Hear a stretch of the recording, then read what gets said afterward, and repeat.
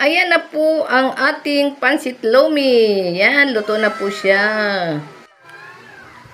What's up mga madam? Ayan, magluluto na naman si Mamita ng pansit. Ang ginamit ko nga pala pansit, yung panglumi. Yung excellent na panglumi. Ayan po.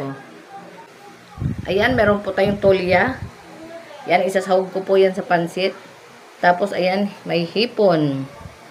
At meron po tayong chicken. Iba-ibang sahog.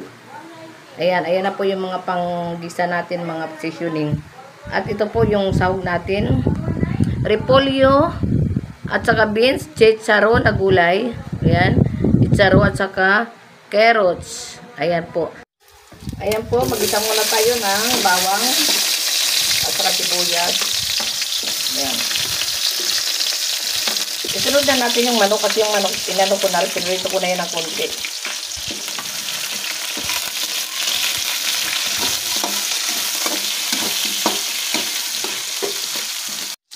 Ilagay na natin ang hipon. Ayan. Natin ang tolya. Ayan o, yung tolya. Ayan. Luto na po yung sahog. Ayan. Ihalagay na natin yung mga gulay. Ayan. Ito muna yung matigas para ano. Ayan. Saka itong beans. Mamaya na yung repolyo.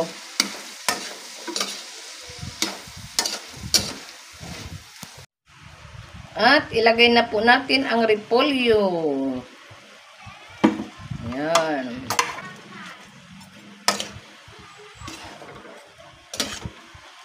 Ilagay na po natin ang oyster. Oyster sauce. Ginisa mix. Lagyan ko na po yan ng cubes. Haluin natin. At lagyan po natin ng konting tubig. Lagyan natin ng konting tubig. Lagyan po natin ng konting tuyo.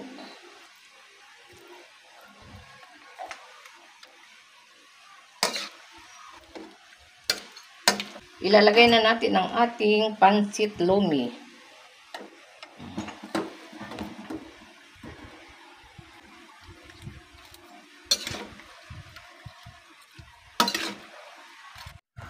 Ayan na po mga madam, maluluto na siya.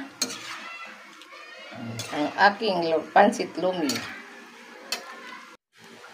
Ayan na po ang ating pansit lomi. Yan, luto na po siya. Ayan, ayan po, ang daming sahog. Ayan po mga madam, ang nagawa na naman ni Mamita ang ulam ngayon. Yun lang po mga madam, salamat po sa patuloy niyong panonood sa video ni Mamita. Wag po kayong magsasawa, hanggang bukas po muli. God bless po sa inyong lahat.